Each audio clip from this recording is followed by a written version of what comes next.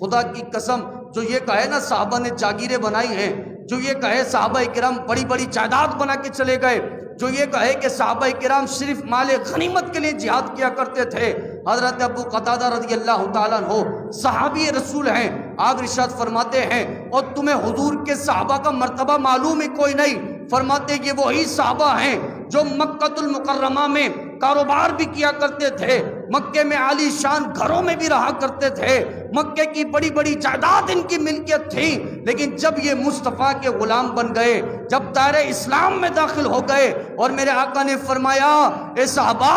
اب مکہ چھوڑ کے مدینے جانے کا وقت آ گیا ہے، ابو قتادہ فرماتے رب کعبہ کی قسم ہے وہ صحابہ اپنے گھر بار چھوڑ رہے، وہ صحابہ اپنی جائیداد چھوڑ رہے، وہ صحابہ اپنے مال چھوڑ رہے، وہ اعلیٰ قسم کے لباس چھوڑ رہے، وہ اعلیٰ قسم کی پوشاکیں چھوڑ رہے، وہ اعلیٰ قسم کی جائیدادیں چھوڑ رہے۔ فرمایا صرف اتنا ہی نہیں، یہاں تک کہ کچھ صحابہ کا عالم یہ تھا کہ سردیوں میں اوڑھنے کے لیے موٹے کپڑے نہ ہوتے تھے، وہ صحابہ اپنے آپ کو بچانے کے لیے پہاڑوں کی غار میں چلے جایا کرتے تھے، غاروں میں جا کے سردی سے بچا رہے ہوتے تھے۔ تو ابو قتادہ فرماتے اور یہی تو صحابہ ہیں جنہیں معلوم تھا کہ ہمارا یہاں وجود دنیا کمانے کے لیے نہیں ہے، بلکہ ہم آئے اللہ اور اس کے رسول کو راضی کرنے کے لیے ہیں، اور خدا کی قسم جن کا مقصد اللہ اور اس کے رسول کو راضی کرنا ہو، میرا رب ایک نہیں بلکہ نہ جانے کتنے مقام میں قرآن میں ان کی شان میں بیان کرتا ہے، ان کی عظمت بھی بیان فرما رہا ہوتا ہے۔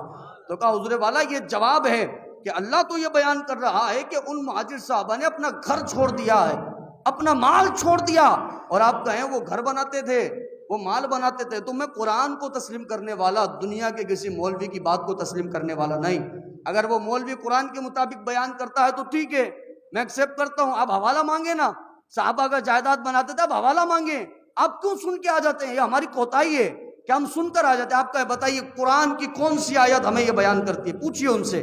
میں بھی تو قرآن کی آیت سے آپ کو جواب دے رہا ہوں، آپ پوچھیں کون سی حدیث کی کتاب میں لکھا حضور والا صحابہ جائیداد بناتے تھے، مجھے بیان کریں تاکہ میں جا کے پڑھوں۔ اگر میں نہیں پڑھ سکتا تو میں اپنے امام سے کہوں کہ مجھے یہ حدیث پڑھ کے بتائیں، مجھے یہ حدیث ڈھونڈ کے بتائیں کہ صحابہ نے کتنی جائیدادیں بنائی حضور والا، صحابہ کیا مال غنیمت کے لیے جہاد کرتے تھے، کون سی حدیث کی کتاب میں؟ آپ بھی تو حوالہ مانگیں، ہم بھی تو قرآن کریم فرقان حمید سے آیت پڑھ کے بیان کر رہے ہیں۔ تو اللہ رب العزت نے بیان فرمایا، کیا بیان فرمایا کہ جب رسول اللہ صلی اللہ تعالیٰ علیہ وآلہ وسلم کو ضرورت تھی مدد کی تو اللہ نے فرمایا وَيَنْصُرُونَ اللَّهَ وَرَسُولَهُ، اللہ رب العزت نے رسول اللہ صلی اللہ علیہ وآلہ وسلم کی مدد فرمائی۔ علماء فرماتے ہیں کہ جنگ بدر کا واقعہ اگر کوئی یاد رکھے نا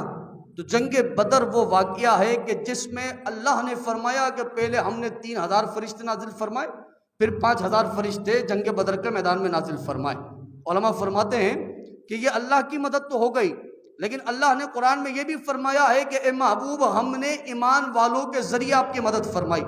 اب بدر کے میدان میں اللہ کی مدد کیا ہے؟ اللہ کی مدد ڈائریکٹ یہ ہے کہ اللہ کے فرشتوں کا نزول ہو رہا ہے کہ جو مسلمانوں کے ساتھ مل کر لڑ رہے ہیں۔ اب قرآن یہ بھی کہہ رہا ہے کہ صرف اللہ نے مدد نہیں کی بلکہ ایمان والے بھی آپ کی مدد کرتے رہے۔ تو اب آپ ڈھونڈیں گے نہیں کہ بدر کے میدان میں ایمان والے کون تھے، تو ایک ہی نام آتا ہے، یہاں صدیق اکبر تھے، وہاں عمر فاروق رضی اللہ عنہ تھے، کہیں عثمان غنی ہیں تو کہیں علی المرتضی رضی اللہ